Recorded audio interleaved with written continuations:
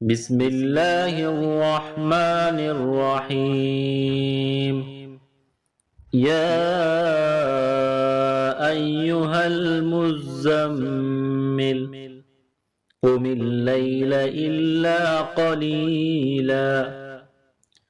نصفه أو انقص منه قليلا أو زد عليه ورتل القرآن ترتيلا إنا سنلقي عليك قولا ثقيلا إن ناشئة الليل هي أشد وطئا وأقوم قيلا إن لك في النهار سبحا طويلا واذكر اسم ربك وتبتل إليه تبتيلا رب المشرق والمغرب لا إله إلا هو فاتخذه وكيلا واصبر على ما يقولون واهجرهم هجرا جميلا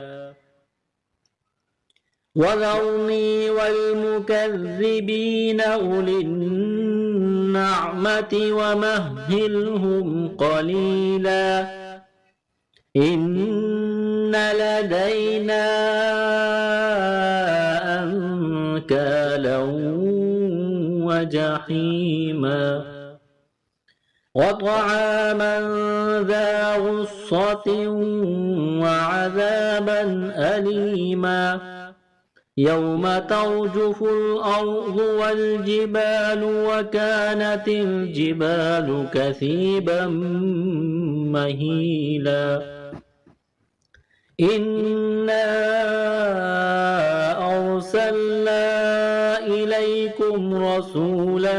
شاهدا عليكم كما أرسلنا إلى فرعون رسولا فعصى فرعون الرسول فأخذناه أخذا وبيلا فكيف تتقون إن كفرتم يوما يجعل الولدان شيبا السماء منفطر به كان وعده مفعولا إن هذه تذكرة فمن شاء اتخذ إلى ربه سبيلا إن ربك يعلم أنك تقوم أدنى من ثلثي الليل ونصفه وثلثه وطائفة من الذين معك والله يقدر الليل والنهار علم أن لن تحصوه فتاب عليكم فاقرؤوا ما تيسر من القرآن علم أن سيكون منكم مرضى وآخرون يضربون في الأرض يبتغون من فضل الله وآخرون يقاتلون في سبيل الله فاقرؤوا ما تيسر منه وأقيموا الصلاة وآتوا الزكاة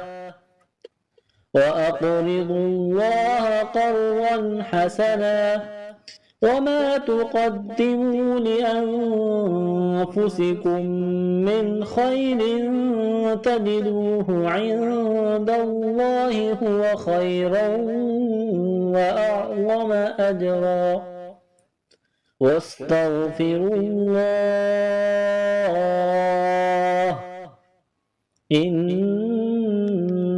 الله غفور رحيم.